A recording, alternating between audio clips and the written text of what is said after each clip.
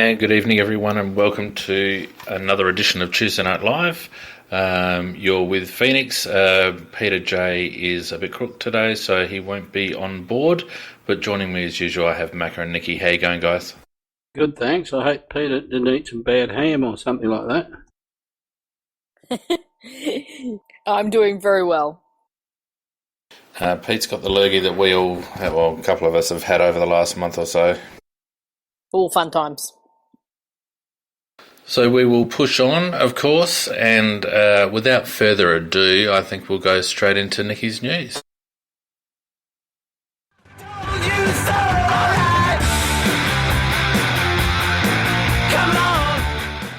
Take it away, Nick. So just quickly, we had the match review panel. Surprise, surprise, they couldn't find any vision regarding an eye gouge from Selwood on night. Funny how his mate Bartel, yeah, there was somebody standing in the way. They couldn't see it. It was inconclusive. Then we had Robbo and Chris Scott trying to hang Sloane out to dry regarding the Blickfus's injury. He does have a small crack in his ankle, but he doesn't require surgery, so hopefully he's going to be available for September, and they really do need him because their depth is just woeful. And what's the problem with Sloane? Why were they trying to blame Sloane? Because it was in the tackle. So Blickfus shepherded Sloane, and Sloane went, okay, I'm just going to pull you to the ground. Yeah, and that's when it happened. A thousand times in a game. Yeah, but Sloane's such a meanie, nasty player, Macca. He meant to break his leg. They actually highlighted it, Macca, on AFL 360. It was the only thing they talked about regarding our game and they showed footage and posed the question, should Sloane's tackle on Blitzars be looked at? They are pathetic. Yep, basically. And then from the match review panel, nobody's surprised that Green got 2 matches because he's got quite a bad record. Dane Zorko, who just inexplicably tried to channel Toby Green, so he's ended up with 1 match. There was some interesting discussion that a few people actually said regarding Green, that if GWS actually had some... They didn't quite say courage about it, but they thought it should be turned into a 3-week suspension, that the club should actually tack another week on until he can actually fix up his temper issues. I don't think he ever will, unfortunately. Here's what he is, and but if you give him another week, it's another match that you might not win, and it might cost you being in the finals. And they haven't been doing well lately. No, they're struggling at the moment. I enjoyed the comparisons between Zorko and Trent Cotchin. Yes. Too, the fact that Trent's got away with a couple. Well, I think that Zorko's a bit... I know what he did, but I still don't reckon that's worth a match. It was very interesting. They showed very, very similar incidents, Macca, to what Zorko did, and Cochin had no case to answer. Yeah, I saw that, and that's why I thought that Zorko might have appealed it. They were talking about appealing it, weren't they? But I think only talked, and they haven't done it, I don't think. No, like the Zorko ones, the actual strength of the hit was probably half of the Cochin examples. It just, I don't know. I've pretty much given up in terms of looking for an even playing field in the AFL. Yeah, you won't get one because they don't give one. But I would have said that was low impact, the Zorko one. Yeah, fine at best, I would have thought. Yeah, he got a fine for one, but he got a match for the other one. The news that then took everybody by surprise yesterday, and of course, pretty much every show had to spend half their time talking about is, oh my God, what's going to happen at Collingwood? Because Gary Pert has resigned as the CEO. He actually resigned last week, but they held it off for the announcement on Monday. he felt after, I think did he actually say that he's actually seen part of the review? Or, I can't quite remember. He basically felt that, considering he wasn't going to be, part of the ongoing plans in the longer term, that he felt it was the perfect opportunity for someone else to step on board and really drive the changes that come out of that review. In other words, they gave him the shove. Yes. And I actually have no problem with that. That if you're going to implement some changes like that, and they obviously do need it down there, then often the change has got to start at the top. They've got a lot of things to clean out. It isn't just on the coach or the playing field. Their drafting and trading has been very, very abysmal, really. I mean, while they've traded in some nice midfielders, that's all they've done is midfielder after midfielder and ignored every other position on the ground. And interesting enough, Macca, that's Matt Rendell. Yeah, I tell you what, it's a poor job, really. And in fact, many of the draft picks that they've used have been failures on top of that. And in fact, you might even say that the only good players they've gained in recent years, or the majority of them, have been from trade-ins. Well, and it makes you wonder who else in that organisation is actually going to fall on the sword, and the big one is Eddie himself. Well, he's not carrying on like a man that is, though. I mean, although he is a tough unit. I actually agree, unfortunately, with Robbo. I think he does need to take into consideration that it is probably time for him to step aside, just like Pert has. Yeah, I would have thought so. It's 20 years in the game, and it sounds like that whole club needs to be refreshed. They've lurched from one mismanaged situation to another. Gubby Allen, Neil Baum, the whole coaching succession plan. I mean, it hasn't been a very successful 10 years since the premiership, and I think that whole organisation needs to be revamped. Yep, I'd have to agree with that. Yeah, and to be fair to Maguire and Pert, that when they came in, they did create some change and it got them a premiership. They did some really good work at the start, but it's just a bit too static or stagnant down there at the moment. And Vardy Magic said would rather Collingwood keep their dramas for around when they don't play us, but this kind of helps in terms of the injury front. Pendlebury's actually had to go back in for surgery, so he won't be available, and they confirmed today that Varco and Moore also won't be available for the game against us. Jake Cleaver was on 5AA this afternoon, and by the sounds of what he said, it's been reported. I unfortunately haven't had a chance to listen to it yet, so if either of you two have, I would love to hear your opinions, but most people seem fairly confident that a signature will occur soon.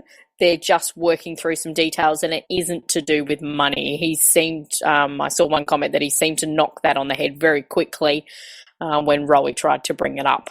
Yeah, I heard the interview, and Rowie raised the point that if you look at the history of players that have not signed by round 18, it's not very good. That a lot of them, or the majority of them, have gone.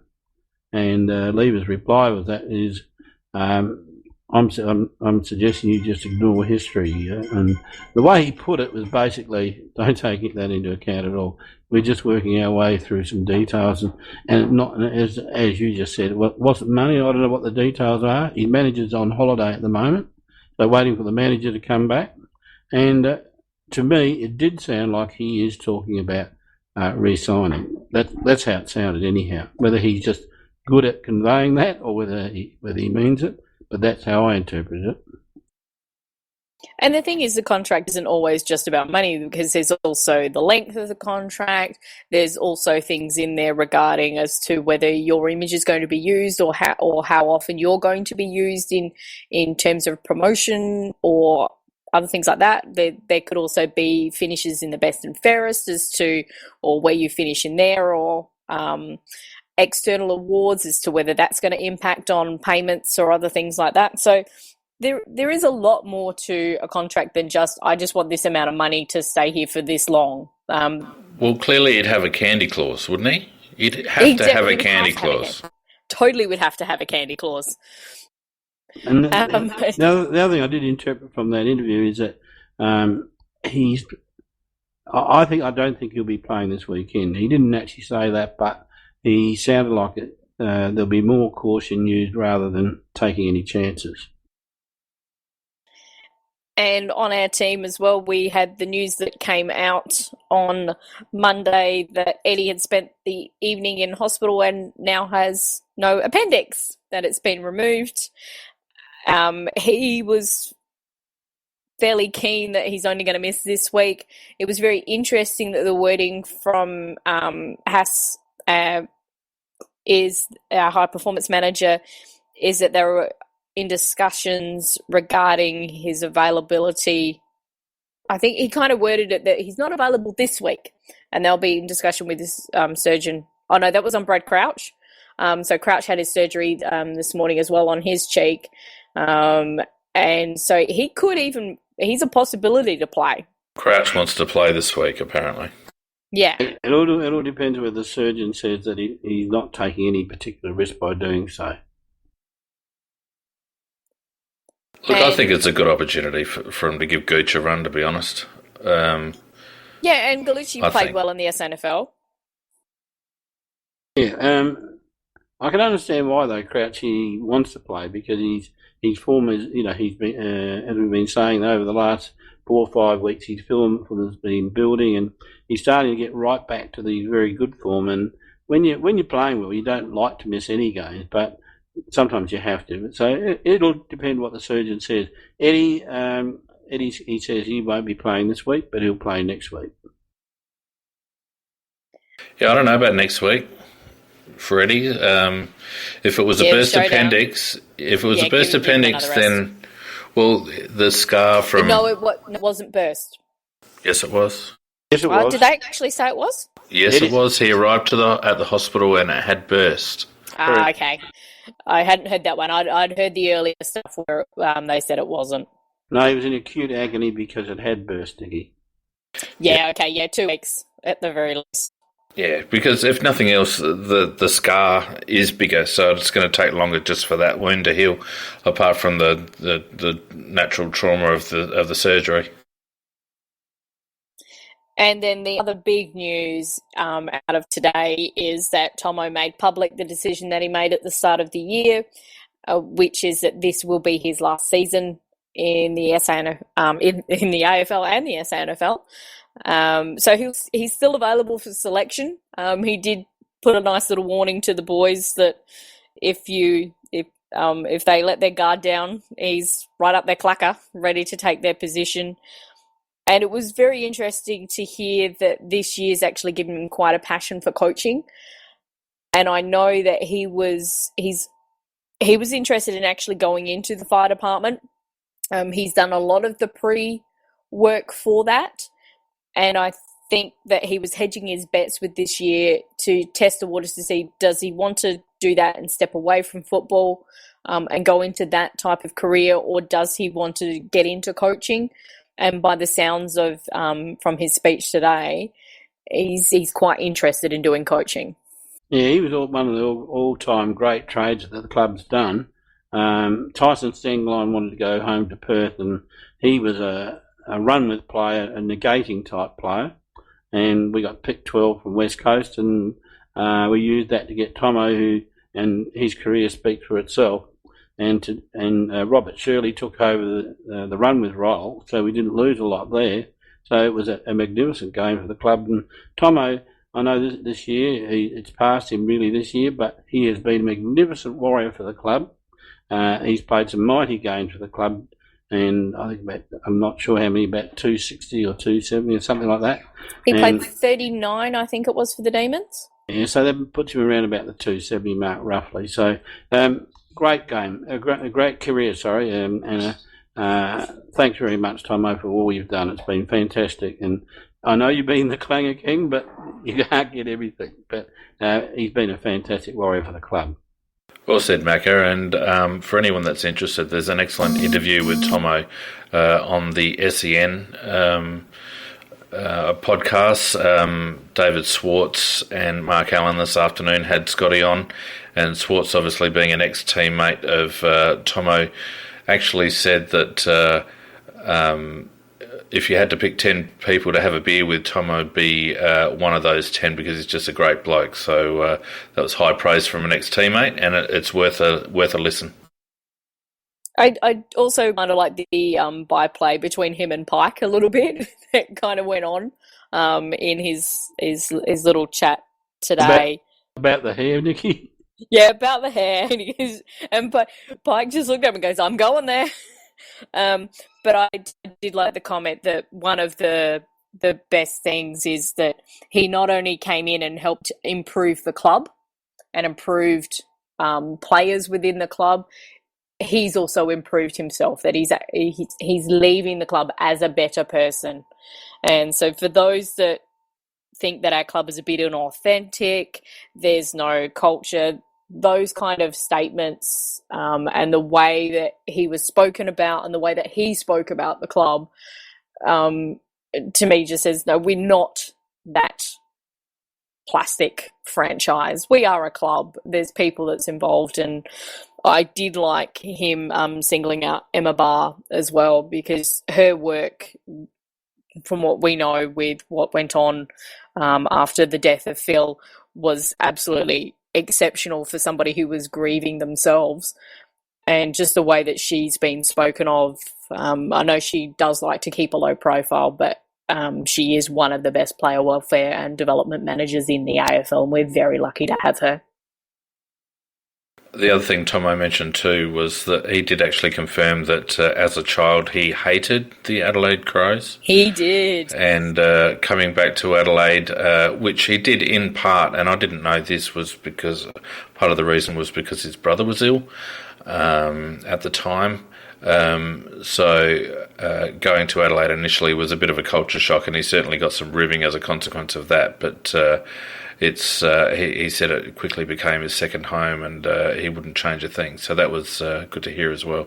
And just to add to that, it just shows what a guy of principle a man of principle that he really is, because he used to hate the Crows, and the Crows got wind that he would like to come home, so they spoke to him, and they had a verbal agreement but not a written agreement. Port Adelaide, second, in everything, finally found out that Thommo wanted to come home, and Thommo had verbally agreed to come to Adelaide, and Port tried to get him to dishonour that and sign with them, but he said he'd given his word, and he kept his word, and he went to the Crows. And I think I'm trying to remember who it was who put in where the Big Footy thread, congratulating him on his career, etc. They pointed out that he was a well-deserved Phil Walsh medalist in that showdown, the one and only. His performance that day just absolutely spoke to the character of Thommo. That he's sometimes not the most polished, and as we said, he can give away a few frees, etc., and some clangers. But his determination and just his will to not only get the best out of himself but also his teammates has been an absolute credit. And nobody's ever been able to accuse a man of scribbling it or taking a backward step. So I guess the question now is, who takes over the mantle as the best guns at the club? There'd be a few boys lining up for that title, surely. It's a very it's interesting. Point. The boys actually said that they've threatened to put a picture of him up there in the gym. I don't think he quite liked the idea of that. He would have loved it. he never wears a shirt, not one with sleeves anyway. No. Well, if you had them, would you? He is cut, there's no doubt about it. But I can't think of another player that's anywhere near it. Maybe Tex, but no, you're right. They're big biceps to fill the hole that he's left there. I don't know whether there's anyone worthy yet. I think that somebody who may get there is actually Gallucci. Long way to go, Nick. He's got a long way to go. But he's got that build, and he's come from a sporting background where there's not a lot of fat on his bone at all. He's pretty much pure muscle. Yes, so he could be the next step up. He's more the leaner variety, though, Nicky. Maybe Alex Keith. He looked like he was well put together. Kyle Hardigan's a big fella. Yeah, Kyle's quite big. Yeah, Kyle possibly. Oh, and our other news is that Cheney got done for striking in the SNFL, and he's accepted it, so he has a 2-match ban. Not the smartest thing. Yeah, not the smartest thing for him to do at this stage of his career. It was 3 Phoenix on the report that it was. With an early plea, it's down to 2. So they took the 2. Correct. And after missing so many games, he needed to play games to give himself an opportunity to get into the side. But I would say that'll go almost close to guarantee he probably won't play with the big boys this year unless something drastic happens. I'd agree with that. I think that role is Kelly/Lever/Otten, and with Keith on the sidelines as well now, well, as a backup, I should say. Kyle's dropped down the order a little bit. Yep, and actually Keith has actually put himself up there as a genuine substitute if needs be, and will be threatening for a permanent position next year. And I thought that actually kind of leads on to our game, because I did find it quite interesting that it was the Channel 9 footy show last night. I can't remember the name. Footy Classified, there we go. They actually put up a list of Jake Kelly's opponents and his direct opponents for the whole season and how many have actually kicked a goal on him. Now, they gave him 5 that have actually only been kicked on him during this season. So the boy's a competitor. How much do you reckon Ned paid Hutchie to get that graphic up on the screen? Of all the players they could have highlighted, Jake Kelly? Come on. Yeah, but no, I'm a fan of it. You and I have had this conversation over the year. Look, he doesn't give anything away. He tries very, very hard. He's not the most skillful and he's not the most talented, but his confidence is rising dramatically at Phoenix, and he's now starting to take a lot more marks during the course of a game, and he's using the ball and he's starting to run off. He's going to end up being a good player. I'm not arguing any of that, Macca. What I'm saying is that of all the things they could have raised about our team after beating Geelong, the footy media have come up with a collective hatchet job on Sloane and a little graphic paid for by the old man, on our third defender. It's quite bizarre, really. Yeah, that is. Yeah, it was quite funny. I understand where you're coming from, but then again, we're talking about Hutchie. I mean, and talking about bizarre for him to even head up the footy show. But no surprise to see him get the chop. I must say though, and we're talking about the game, but just as an aside on Hutchison, I have to credit where it's due. He has handled that absolutely superbly, in my opinion. Oh yeah, no. I think he's shown more class in losing something rather than in gaining something. Absolutely. He still gets quite a bit of money from it, though, because he's still going to be running it, correct? Well, yeah, he produces it. No, he doesn't produce the footy show. He produces Footy Classified, but I don't think he runs the footy show. No, he doesn't, no. Anyway, back to the game.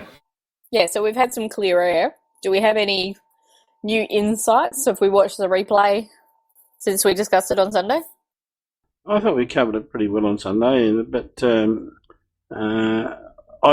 it's definitely, in my opinion, our best performance for the year, because we had that little bit of shit in our game. Just the way we played, the pressure we applied, the pressure that was put on Selwood, the pressure that was put on Dangerfield, and the smart way that the coaches altered the plans, not going for the big bomb too early, going for the short passes, building up and then getting into the right position. I just think it was one of those things where the players... To get the phone, Macca. Mrs. Mac. Yeah, she's supposed to be. But, yeah, no, I think it's one of those weeks where we did everything right. I found when I looked at it again and really took notice of who, apart from the main players for Geelong, were really having an impact. It really highlighted to me how little depth Geelong has and how much of a gap there is between their top half a dozen and the rest. They've got some real problems. Hawkins is floundering up forward. They don't really have a second stringer apart from Taylor, who can't be everywhere on the ground. Menzel was well held, and they don't have a lot else. And down back, whilst our forward line were held to little output, I don't think that was down to their defence. I think it was more down to the style of game. And Geelong are in a bit of strife, I think, and I think Chris Scott actually senses that, given some of his comments post-match. Yeah, that's a fair comment, because he certainly did make some comments that indicated that he's aware that they're a little bit on the short side of where they should be at the moment. I mean, we just have to look at the progression or the non-progression of Gore, that he was quite highly rated by Geelong, and that was even before he was on the radar of being part of the swap for Dangerfield.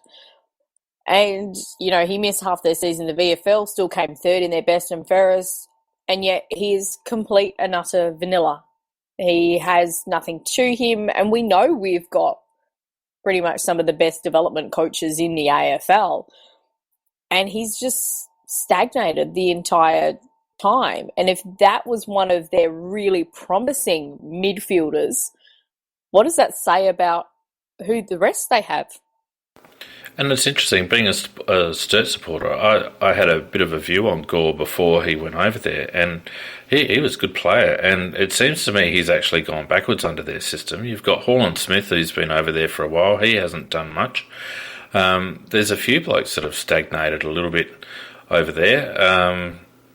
I reckon in the years to come, in the next, half a dozen years, as Geelong go through a bit of a dip, some of these underlying cultural issues and the egos around the place at Geelong, there's going to be a few problems at that club, I reckon.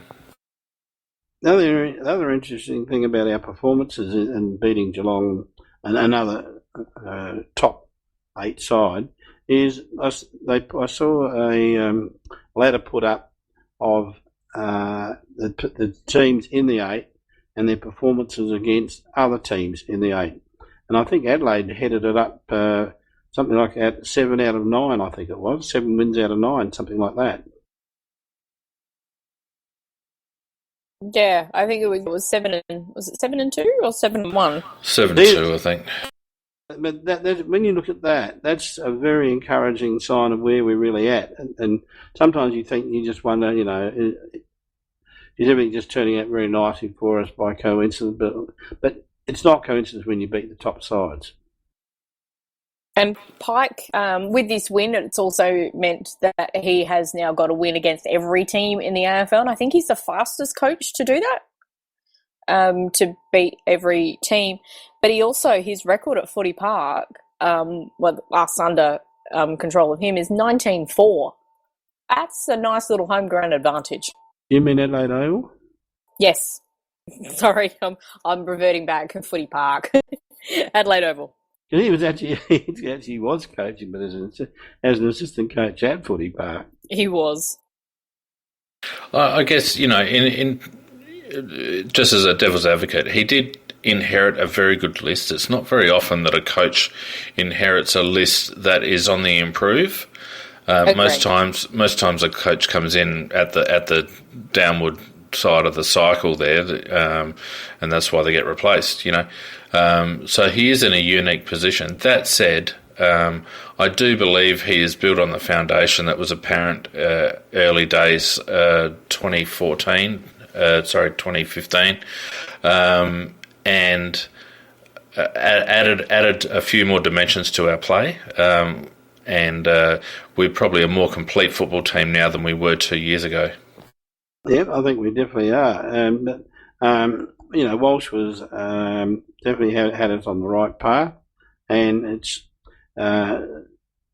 very fortunate. I think the club's chosen well in terms of who they got as a coach, because sometimes a club is heading in the right direction. They bring in a new coach, and he's got different ideas, but fortunately Pike had very similar ideas to Walsh, and he's taken those ideas and perhaps embellished them and added his own little touches to them, and we're certainly heading in the right direction at the moment. Now, the other thing that was brought to my attention today was Richard Douglas on an interview making reference to the big full club powwow that they had a few weeks back, and actually pointing to that as a bit of a line in the sand moment for the club in terms of their performances this season, and it has really coincided with a bit of a change in the way we've gone about it over the last month or so. So interesting that we did refer to it at the time, and now Dougie's come out and referred to it as a bit of a instigator of a bit of change. Well, obviously there has been change, because if you look at, and I think it was Rucci or one of the writers divided our season up into three categories, and the first one, of course, was where it was 6-0, and in that particular period we were scoring well over 100 points. I think we averaged about 130 points in that per match in that particular period. The next period of 5 games, I think we were 2 wins, 3 losses, and that's probably when that conversation that you were talking about took place, or around about that era, because then we go into the next era where the next 6 games we're sitting 5-1, where we've got our act back together again. So, but in that particular era, we've obviously added a lot more defence, because we haven't scored over 100 in any one of those games, I don't think. No, it was certainly... I've heard from a few sources that it was certainly a pretty wide-ranging discussion, and not a lot of stuff was left on the table. So you could say probably a collective club man conversation, as Walsh would like to say, and it looks like the players have responded. So it was certainly needed, because we were in danger of just limping out again, but it feels like we're playing with far more vigour and intent, a certain amount of belief that had perhaps gone missing, and I'm far more optimistic about our chances this year than I was, say, a month ago. Yep, and I reckon that conversation you're talking about may well have had a lot of instigation from the players as well, where they put on the table maybe the fact that we were doing these things in our game plan that were continuously failing, that we needed some variation. It wasn't just the players. It was the entire club, Macca. Oh, I understand that. No, the entire club. I don't think it was instigated by the players. I think it was instigated by someone at board level. Oh, yeah, no. But sorry, all I'm saying is that I understand what you're saying, but I would say that the players had a part in it as well, by putting their point of view as well, I think. Oh, no doubt. I think everyone would have had a crack, to be honest, and like I said, from what I've heard from a few different people, it was a pretty no-holds-barred discussion. Well, that's good. It is good, Nikki, and like you, I feel a lot more confident about where we're going to for the rest of the season now that you can see that there has been change. And the fact that they could identify what was wrong, they have the honesty and the trust in each other that they can say those type of things and then get it implemented and follow through with it. Vardy asked on the chat if it was leading teams.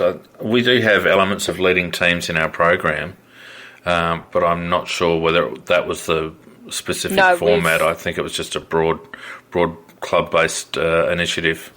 we've moved on from leading teams. I think we kind of developed our own ish one, but you're correct. It has elements of leading teams within it. No, you're right, Nikki. We don't have leading teams per se. We have our own version of it, which was developed internally for us. Yes. And that's something that we actually noticed on field with just those changes that have been occurring, and it's pleased all three of us. Yeah, well, there's no doubt about that. This is only a piece of trivia from the game, is the Harry Taylor and the ham issue with Jenkins. Ah, he's a different cat, is Harry, and the fact of I wonder whether there is obviously a connection with him and JJ. No, there isn't. I heard or not. No, I heard JJ talking about it, and he was absolutely mystified. He shook hands with him and ended up with 25 grams of deli ham in his hand. Now, the most important question is, where did Harry have it during the game? I don't understand.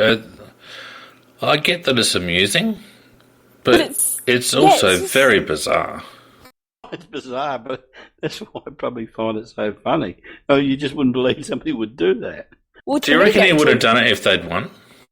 I think the plan was to do it when they won. Yeah, I think so. I think because the thought was they're going to beat us because they've always beaten us.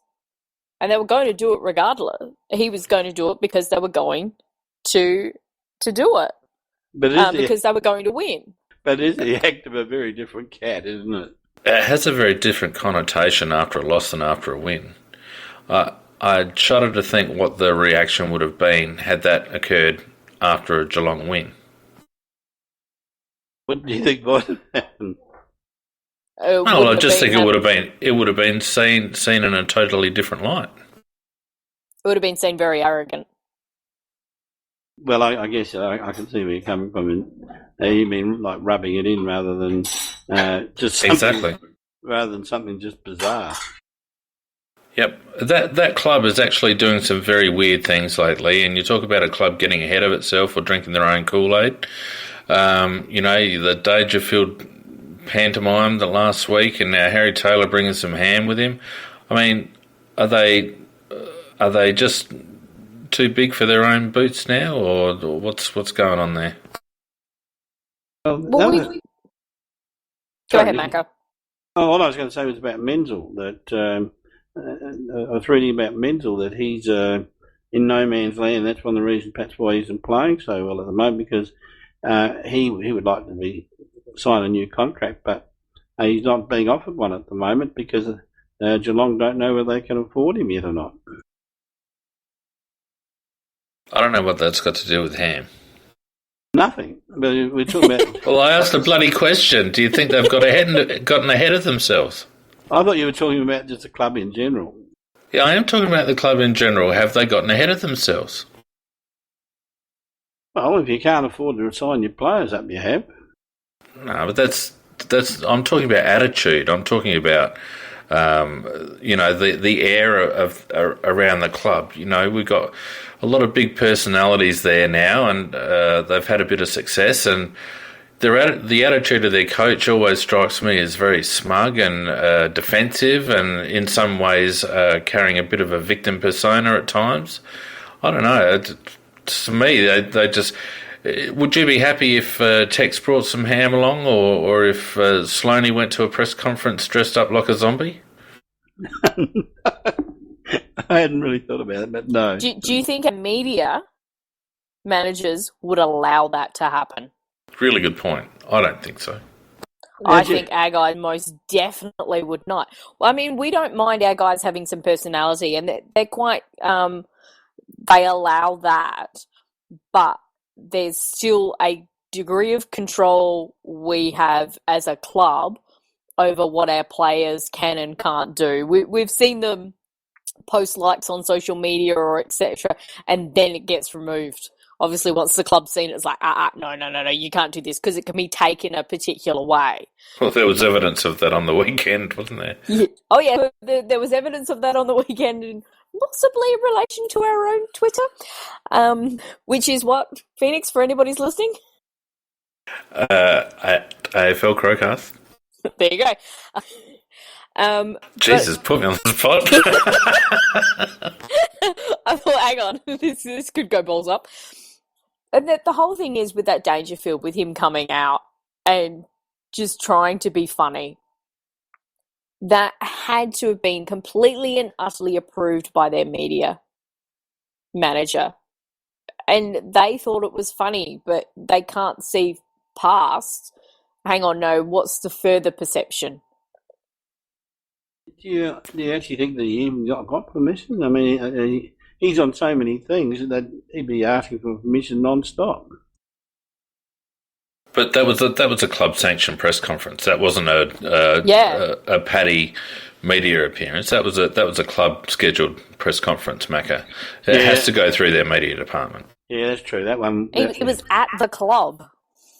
Yeah, I think the other thing with Geelong is that the Melbourne media over there really has pandered to them. And when you look at the participants in the Melbourne media, there's a heck of a lot of Geelong representation blowing smoke up their asses at the moment. And they don't really have anyone in the media. And this week, Robert Walls was the only one to call Paddy Dangerfield into account. There's no one else really in the media that is actually holding them to account. Everyone seems to be pandering to them, and I guess that feeds into what I was suggesting earlier, that the egos might everything might turn around very quickly when they have to go into rebuild mode and they're not winning games.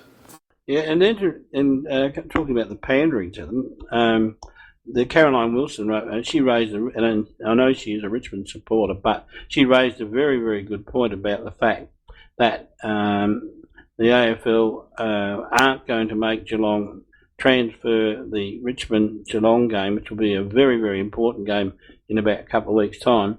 If you leave it being played down where it is down at Geelong, as she said, there's going to be about 40,000 Richmond supporters who won't even be able to get to the game. Well, Geelong have almost railroaded this situation of Simmons being a bona fide home ground. Simmons was never intended in the whole ground rationalisation as being a home ground. Geelong was always sharing their matches between Simmons and the MCG, and it was always based on the opposition club's pulling power. So why there was even a match scheduled at Simmons for Geelong-Richmond, when you know that Richmond bring 50,000 to the party, at least 30,000, 40,000 to the party most weeks. It seems to me that this has crept under the guard of everyone. I mean, what's stopping Carlton from saying, why can't we play Fremantle at Princess Park instead of at the MCG? You know, there was a whole strategy around ground rationalisation in the VFL, even before the thing went completely national. And Geelong seems to have just sort of bullied their way back into having a home ground advantage. And I'm actually surprised that the Melbourne clubs put up with it. Well, they don't want to. But at the moment, the AFL is so weak, it's allowing it to happen. And you're quite right. The previous guys that ran the AFL went through the ground rationalisation to get it back to the two main ovals with, and for Geelong's purposes, that they allowed their particular home ground or their training ground to be used for matches for when they're playing mainly to teams from interstate from a Victorian point of view that haven't got the big crowd following there. And but when they're playing Collingwood or Carlton, Richmond, Essendon, the ones that draw big crowds, they should have to play it at the MCG. Now, Donkey Bagoo's actually just raised the point that I was just about to. What it comes down to is the Victorian government provided funding for the revamp because Geelong as a city is actually dying. They're going to lose Ford. They've had a number of industries leave. they were trying to do something, trying to get that city up and going again. So there was a lot of power from the Victorian government, who, incidentally, the person who at the time who was in charge might have been a Geelong supporter. And so that's why you don't hear a lot of raising of a hubbub from the other Victorian teams, because if you wanted to get some money, etc., you're not going to badmouth the government over something where they've shown they're willing to actually provide money towards sport. So essentially it's become a political issue, and I do empathise with the people of Geelong that have lost their jobs. They've lost Ford and the NDIS and a few other bits and pieces as well, as you point out. But, it's all well and good to provide money for a stadium, and it has provided money for a really good upgrade. But what I'm talking about is the AFL scheduling matches that shouldn't be scheduled there. And Caro's spot on. Agree. There's no way you schedule Geelong v Richmond down there simply because you're going to lock out 20,000 Richmond supporters. It's not. The ground isn't designed for that. And I also don't think it's designed for finals. And this constant push by Geelong to have finals at their home ground. Well, their home ground is the MCG in Melbourne. It's home state. It's not home ground. And the only reason they played a final there in the first place was because of what sort of Olympic commitments or something like that, or whatever it was back in the day. The MCG wasn't available or something. But since that time, they've managed to leave this on the agenda, and it shouldn't even be a thing. Geelong should not be playing finals at Simonds Stadium. I think the AFL have said so far that, and Geelong have been pushing, trying to get all their finals there, but what they've said is that the only one that they would entertain them having a final down there would be GWS, because of the fact that GWS haven't got a big Victorian following, whereas all the other finals, with say it was West Coast or Adelaide or even Port Adelaide, etc., would be at the traditional grounds. But then, it's rather a bit of discrimination against GWS too.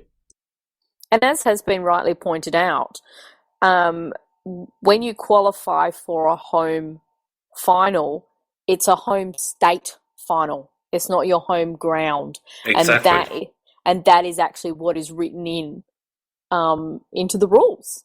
So they can whinge and jump up and down as much as they like, but finals are controlled by the AFL, and the AFL want to maximise their revenue.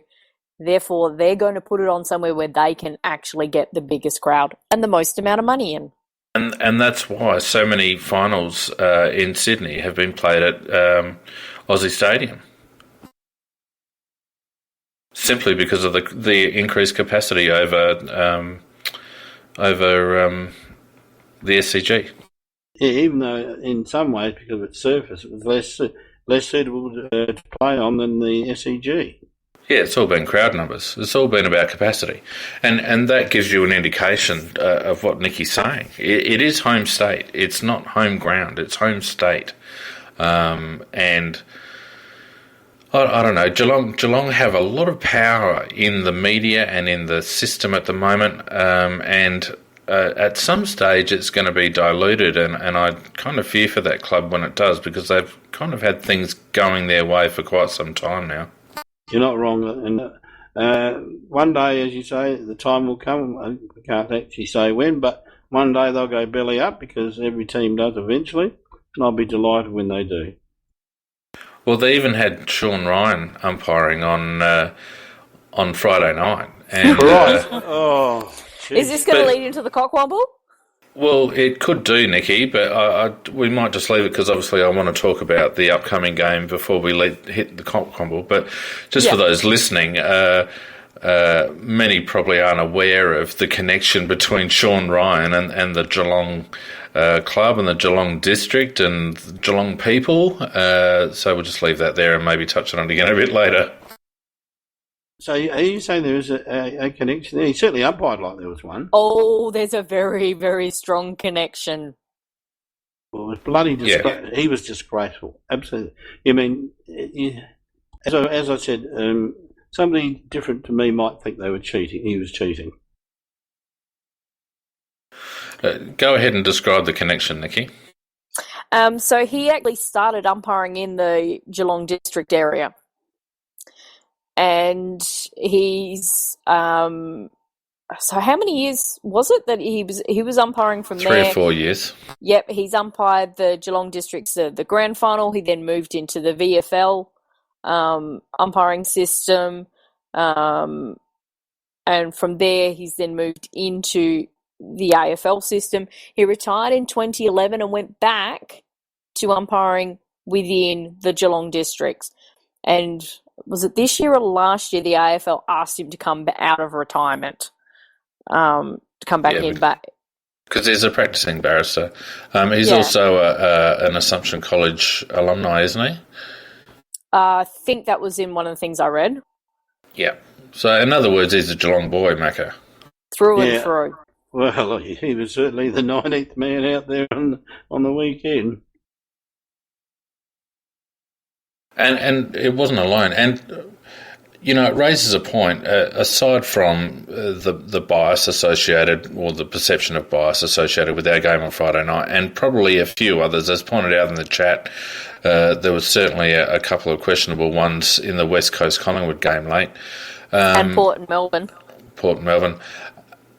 There has to come a time where, because Sean Ryan is still practicing law, there has to come a time where the AFL bite the bullet and employ these umpires full-time, because with the amount of interpretation and, regulation they're trying to impose on the system and on the umpiring fraternity, these blokes have to be full-time. It's as simple as that.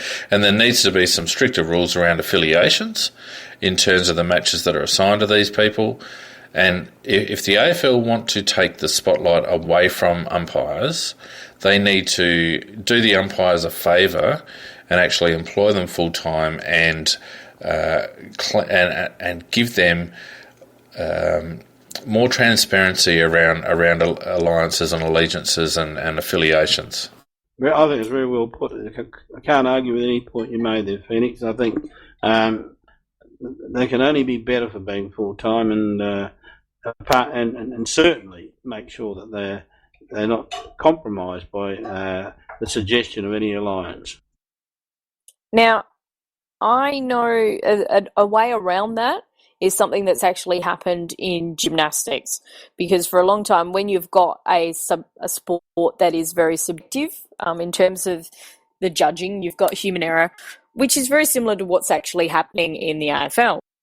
And there has long been common knowledge that certain judges will favour certain gymnasts or countries, etc. And the FIG, which is the International Federation of Gymnastics, actually a couple of years ago implemented a new tracking system. So every judge's score at an international competition is collected. And they analyse that data over whether there is a perceived bias for a particular country or a gymnast.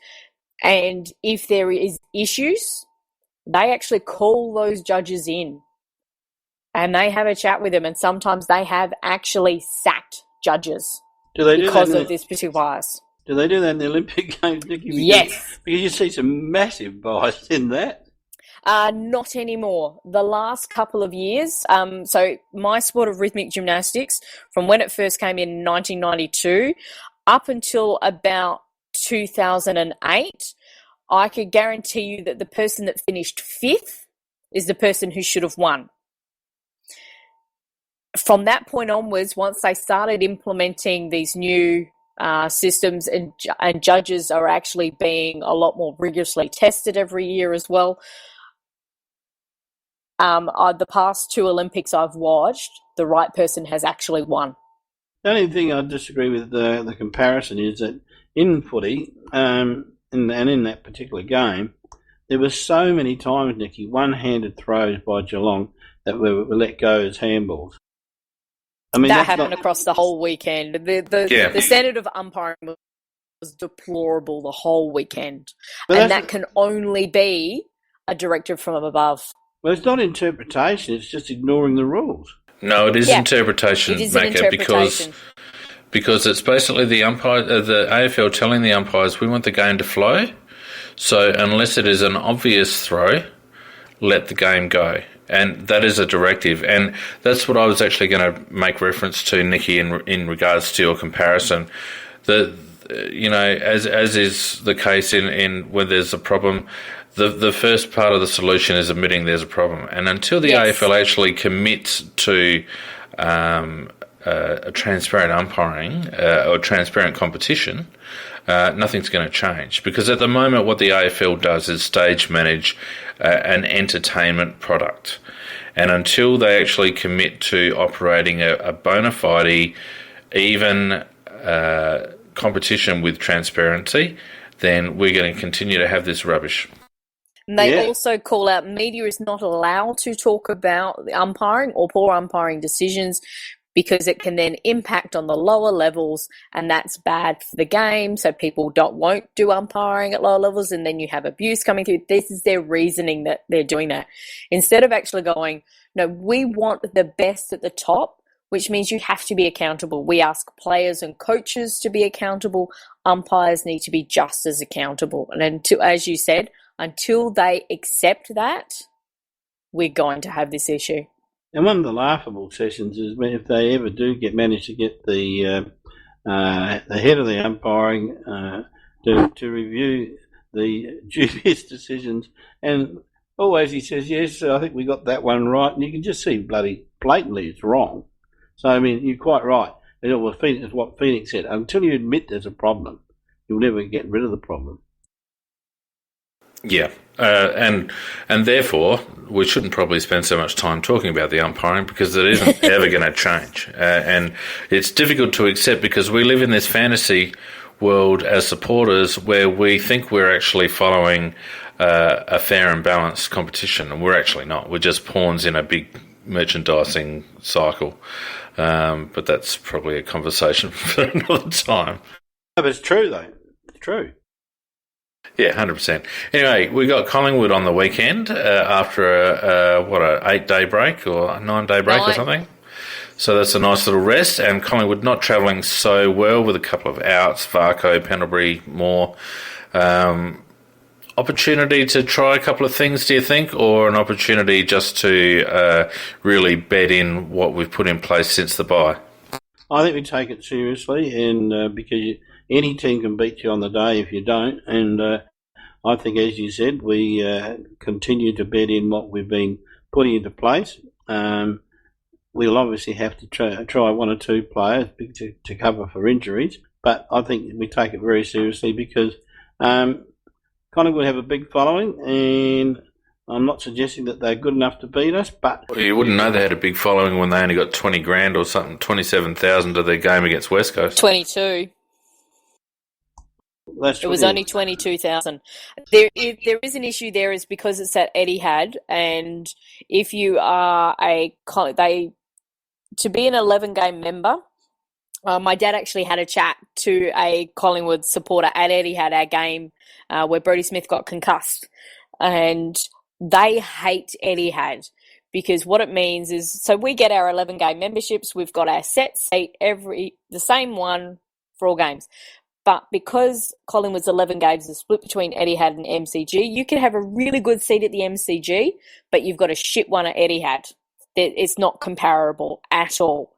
So I didn't think there was a bad seat at Etihad. According to these supporters, yes, there are. And for a lot of them, there's a change in price being at the two different venues.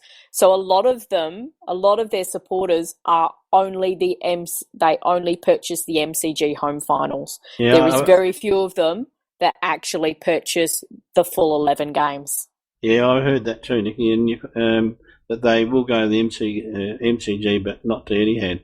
And I would think that they'd have a reasonable crowd there. Because I think haven't they won something like about 3 in a row now, or 3 of the last 4, something like that? Yeah, three of the last 4. They've definitely won the last 2. They're a bit up and about, and they're actually showing some good signs. They have quite a good midfield, so I think this will be a really good test for us. But their issues are down back, and their issues are up forward. They've got some good players amongst there, but they're not cohesive in those two areas. I agree with you what you're saying, but they had a little burst there where they did get their a game going, and well, they're capable of doing.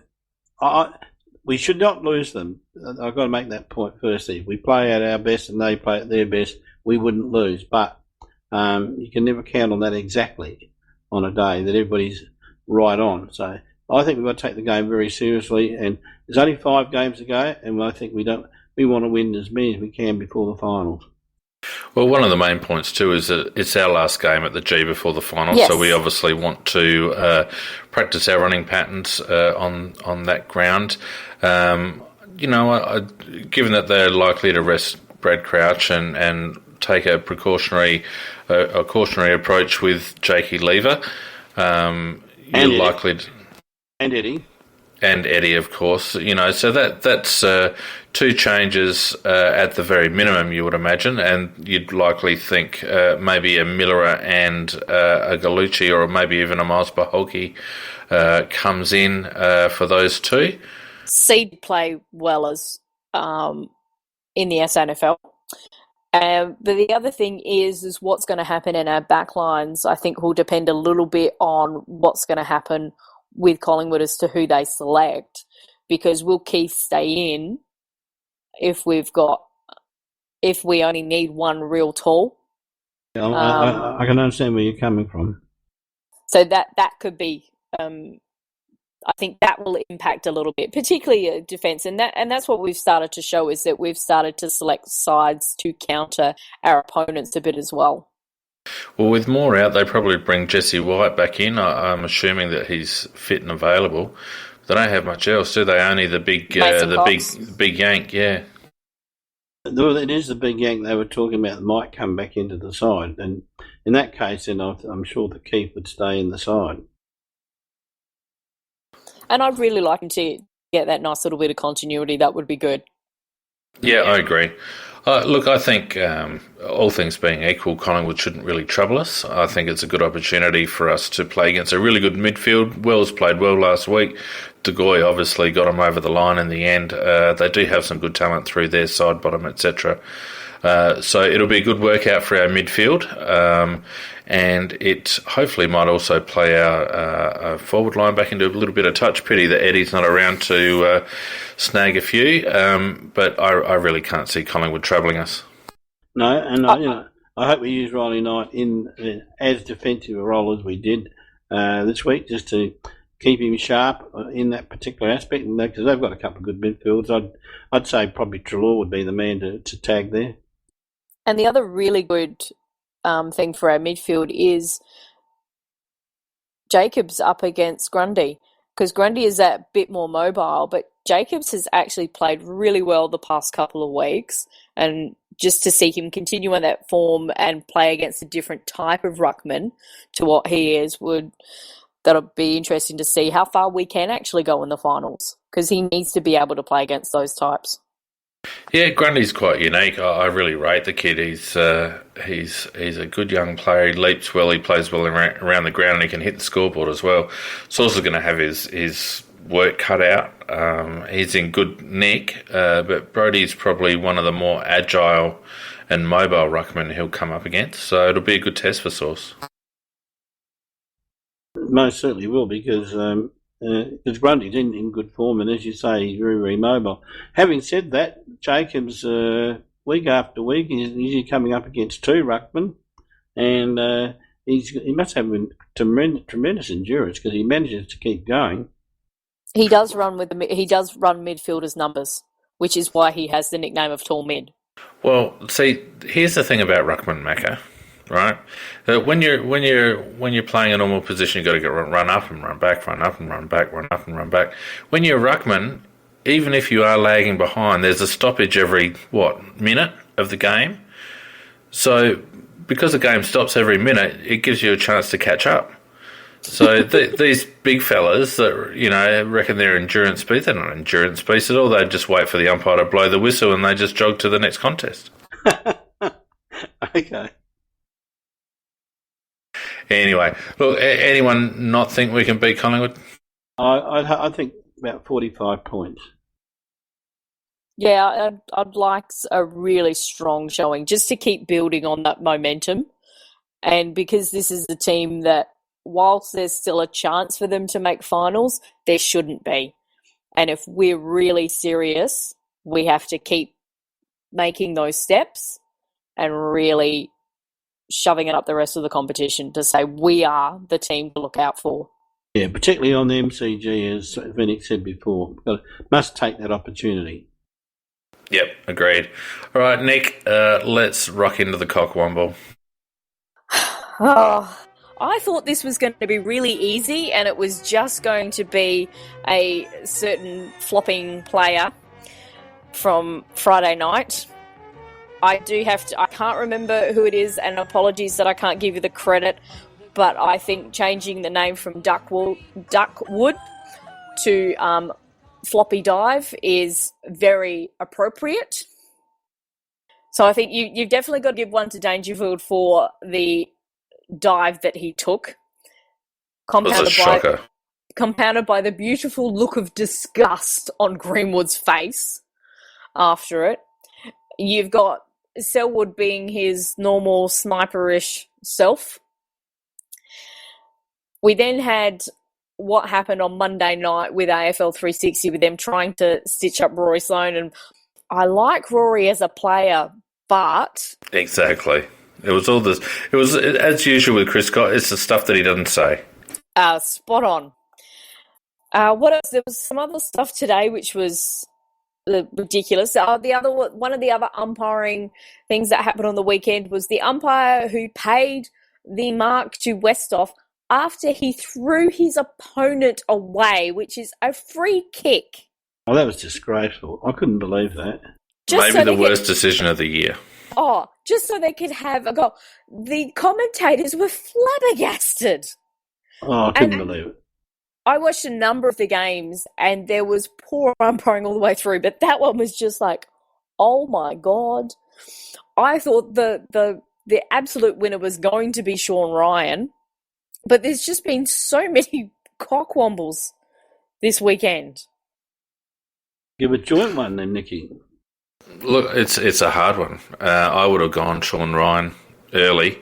But I reckon for Dangerfield's performance from day one of the week to the final game day, I reckon he takes it. I'm happy with give them one each. Well, two cockwombles. No, I think that dive from Dangerfield was just disgraceful. Okay, I'm happy. He's as good as anybody to get one. And we beat him. Makes us feel better. Yep, finally. Obviously, it's the finals that we need to beat them, but it's good to chuck a cockwomble their way, just for good measure. Now, Phoenix, I pointed out on Big Footy that Nicky is getting quoted nationally these days in the newspapers. Did you see that? Yeah, I noticed that. She was part of the tackle, part of Robbo's tackle stuff. I was. And interestingly enough, that mine was actually in reply to somebody else regarding the eye gouging and Dangerfield's performance. And so it was another Adelaide supporter, so I thought I would just add in my little bit to him to kind of help boost it up. But I thought I would highlight a bit of Hugh's skills on the weekend and his look of disgust.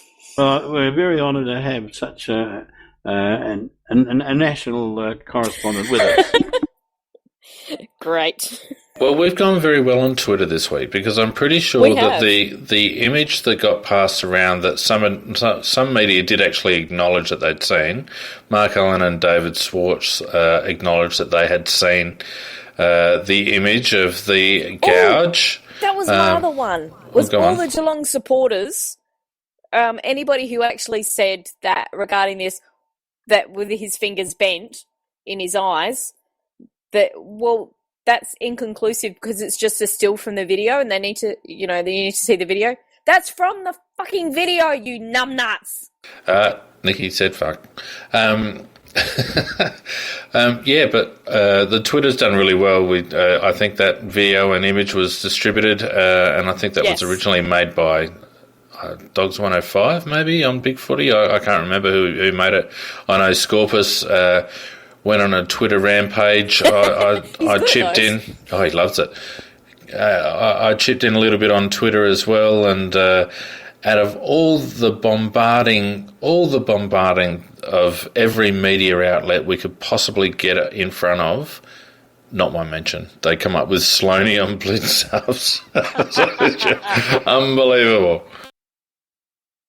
Oh, well, we tried. Maybe we're the Cockwombles. Be us. But we tried. We got out there. We certainly did. Anyway, any final words, guys, before we wind it up? We're on 70 minutes, and as Peter J would say, time to wrap it up. Time to wrap it up. It's going to be a long wait till Sunday. It's a weird time slot too, 10 to 3. Yeah. Well, that's right. We've got a game against Port Adelaide at 1, so hopefully that game finishes in time. I can race home in time to watch the start.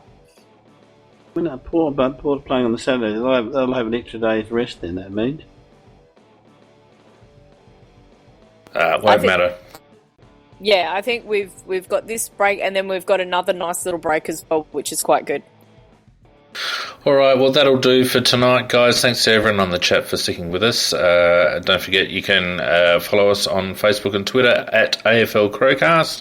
If you're listening on iTunes, you can give us a review and a rating. That helps us in our rankings. And Scorpus and I will be along on Thursday night to preview the teams. Obviously, it'll just be a squad for the Crows, but we'll be along regardless. I would imagine that we'll be doing our halftime show again on the Sunday afternoon. So until then, thanks Macca, thanks Nikki, thanks everyone, and we'll see you on Thursday night.